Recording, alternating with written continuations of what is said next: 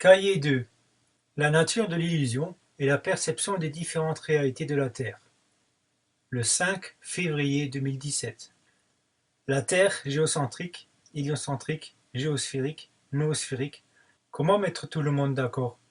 Nous invitons le lecteur à consulter le Léodico sur la différence entre dimension et densité. Nous venons de visionner les nouvelles vidéos de Roch Souquier et d'Alan Duc. Voir les liens sur notre site. Ces deux conférenciers auraient-ils compris qu'il était futile de rechercher des preuves à la théorie de la Terre plate, creuse ou ronde, ou de rechercher des réponses à l'illusion dans le monde extérieur étant lui-même illusion? Comment serait-il à se poser les bonnes questions? Il semblerait que Alan Duc, ayant poussé ses investigations dans le bon sens, en recherchant l'information en son être-té intérieur, aurait découvert le secret de la longévité. Mais comme il le laisse entendre lui-même, pourquoi n'a-t-il donc pas encore commencé à le mettre en application? Nous savons pertinemment qu'aucune des théories à propos de la Terre n'est vérifiable, mais nous avons l'intuition que toutes ont leur sens. Nous allons donc nous-mêmes tenter de trouver la bonne question à poser. Question à notre soi intérieur. Pourrions-nous recevoir la compréhension et une visualisation de la Terre vue de la quatrième densité? Pour l'esprit humain de troisième densité, il n'est pas possible d'avoir une vue d'ensemble de la Terre, car quoi qu'il puisse voir, ce ne sera pas la réalité.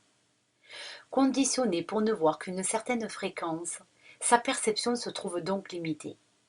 Rappelez-vous que la quatrième densité ouvre la conscience à l'existence simultanée de toutes les possibilités. La réalité perçue alors par la conscience de l'individu sera selon la densité dans laquelle évolue ou navigue l'esprit de l'observateur. Si elle se transporte par exemple en deuxième densité, et si elle avait l'opportunité de contempler la Terre, elle la verrait plate simplement parce qu'elle est incapable de percevoir le volume ou la profondeur de champ et toutes les fréquences de dimension qui la constituent. Si cette même conscience, transportée en troisième densité, pouvait la voir dans son entièreté, elle verrait effectivement l'enveloppe physique de la Terre, telle une forme sphérique légèrement oblate, qui se déplace dans l'univers.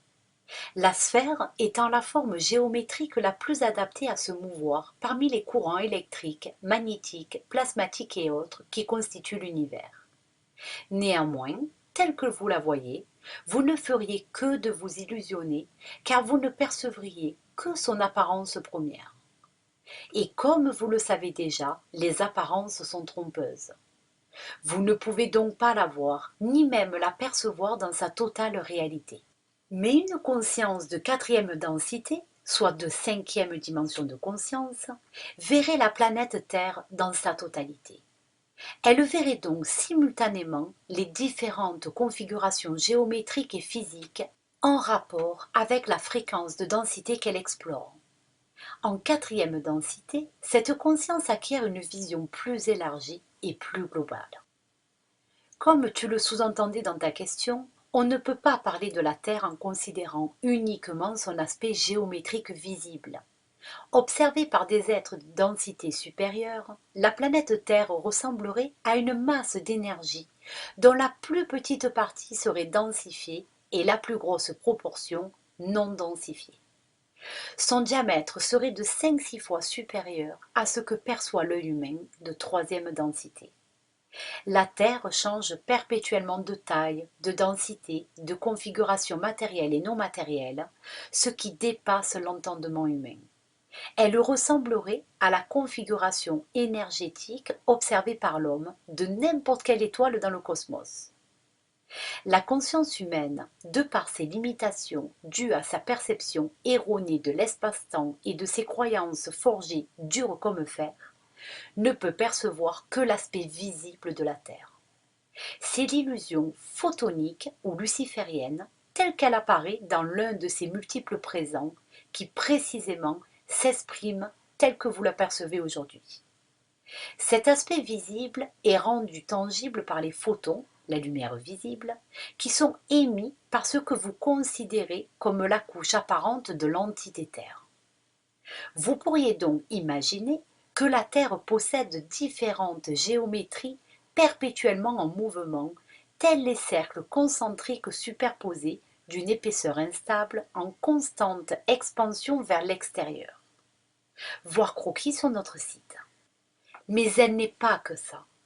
Au-delà de son aspect visible, elle constitue également une entité possédant une conscience propre qui abrite plusieurs densités et une multitude de dimensions dont la plupart sont invisibles non seulement à l'œil nu, mais aussi à la technologie tridimensionnelle de l'humanité actuelle. Comme vous le savez, la planète, donc la vie sur Terre, existe simultanément dans votre passé et dans votre futur. Mais le passé et le futur ne sont eux aussi qu'illusions provenant de vos limites de perception. Alors pour percevoir la Terre dans sa réalité, il vous faudrait parvenir à faire abstraction de l'illusion de l'espace-temps propre à l'homme. Pour comprendre, nous allons donc utiliser la métaphore de l'oignon. Lorsque vous tenez un oignon dans la main, il est réel dans un moment présent. Il est une entité oignon qui se compose de différentes couches d'oignons. Telle l'entité terre qui s'habillerait de plusieurs couches de vêtements superposés, les couches de vêtements ou les couches de l'oignon représenteraient différents espaces-temps ou fréquences vibratoires. En réalité, la géométrie de la Terre contient elle-même tous les espaces-temps nécessaires au cycle d'incarnation de ses habitants. Tout comme l'oignon, qui contient en sa génétique tout le potentiel cellulaire nécessaire à sa croissance, la Terre recèle tout le potentiel d'âme qui s'incarne, naissent et meurt au fur et à mesure de sa croissance. Comment cela est-il possible? Imaginons que chaque humain soit le noyau habitant une cellule d'une couche de l'oignon. La cellule représenterait sa bulle de perception. L'ensemble des cellules de la même couche figurerait des individus incarnés à une époque donnée dans l'espace-temps ou un présent correspondant à leur réalité. Voir le croquis sur notre site.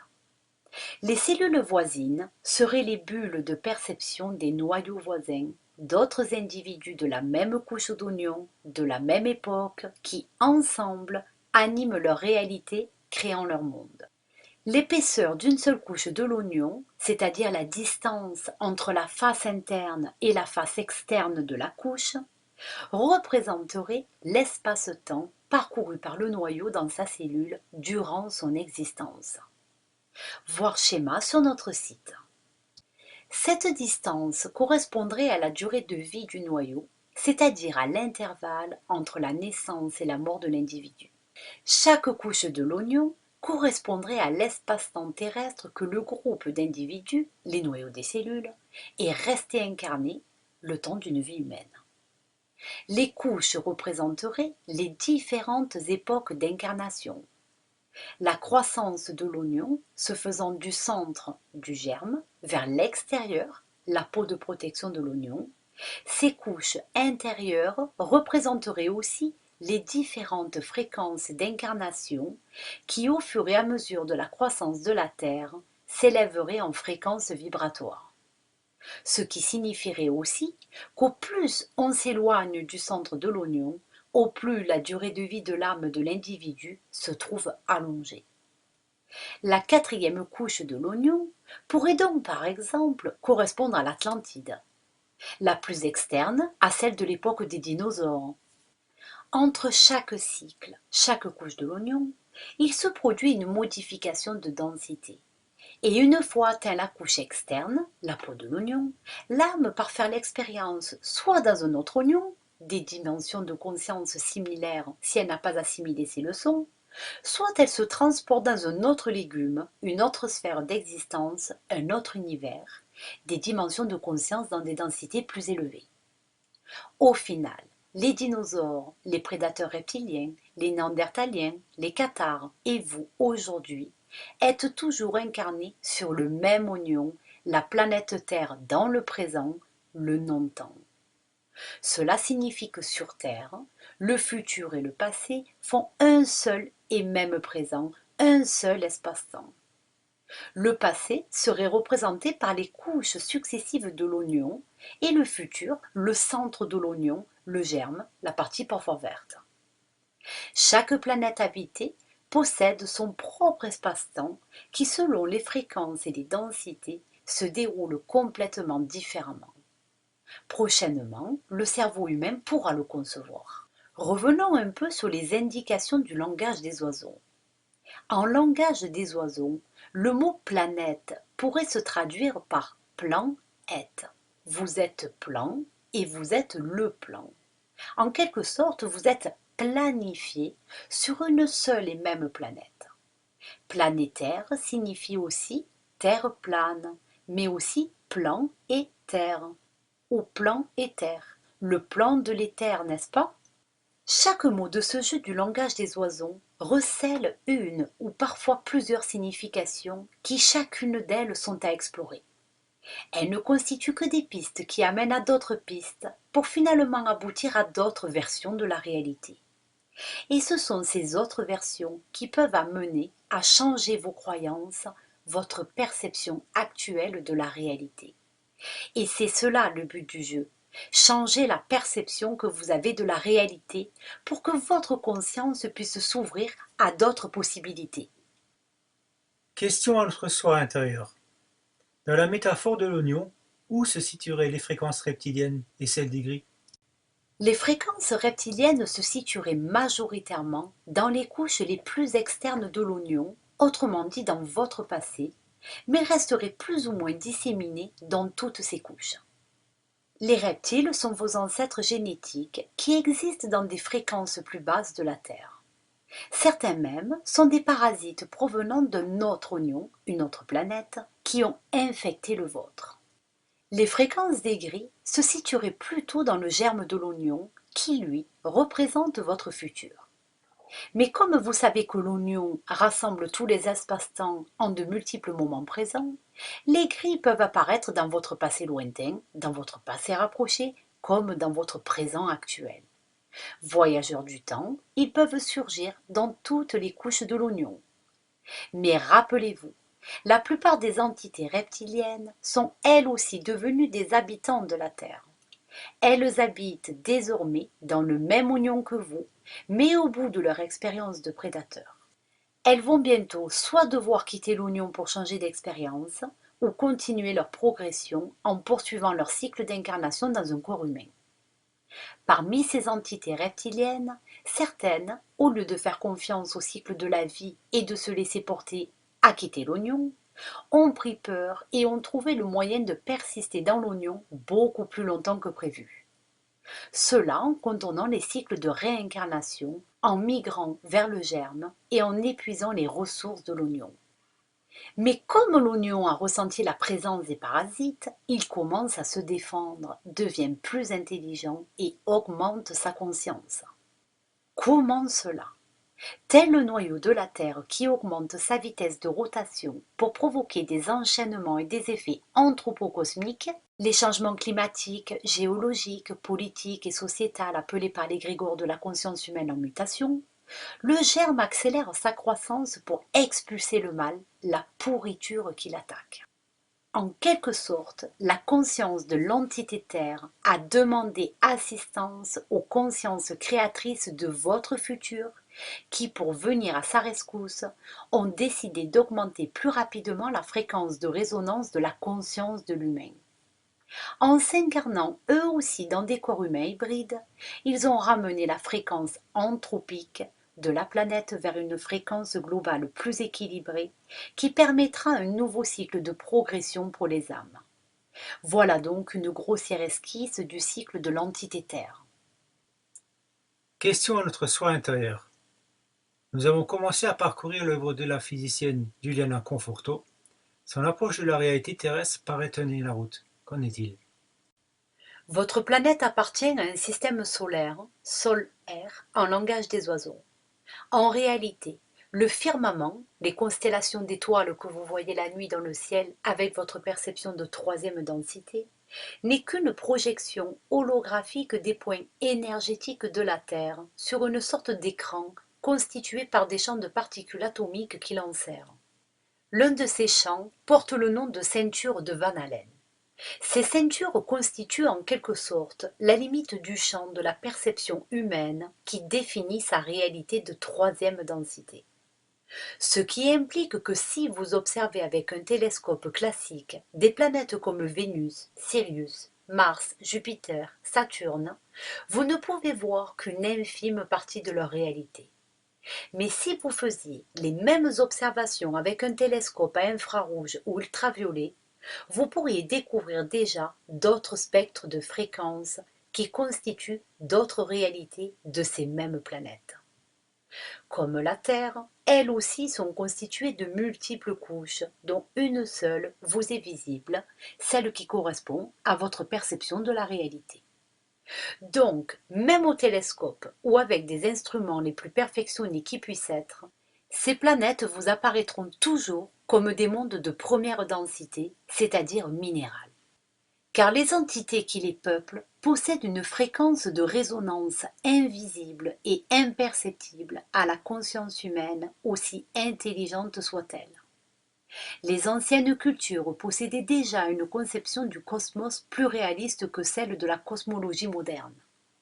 La plupart d'entre ces traditions puisaient leur connaissance non pas dans le spectre visible de l'univers, comme le fait la science humaine au travers de sa technologie, mais en se reliant à leur soi intérieur, leur ange, leur lumière intérieure. Cette lumière intérieure n'est ni plus ni moins ce que les physiciens nomment l'énergie noire. Comme vous le savez désormais, cette énergie noire baigne non seulement le cerveau de l'homme, mais éclaire son œil intérieur, la glande pinéale, son cristal intérieur. Si cet œil intérieur est éclairé par la connaissance, l'énergie noire ou la lumière divine, alors il devient un véritable soleil intérieur par lequel tous les objets de la connaissance viennent à vous. Tant que cette véritable lumière, l'énergie noire, le véhicule de l'information universelle, la vérité, n'éclaire pas cet œil, votre être-té vit dans les ténèbres et ne peut percevoir qu'une seule réalité, celle de l'illusion de la troisième densité. L'éveil de l'humain et le processus d'ascension vers des dimensions supérieures de conscience commence quand cette lumière se lève. Mais il revient à chacun d'ouvrir ses volets pour qu'elle puisse éclairer son être intérieur. D'autres possibilités de réalité lui seront alors proposées, tel le soleil extérieur qui éclaire le monde extérieur. De nouvelles informations éclaireront alors son monde intellectuel comme son monde spirituel. Sandé Génial.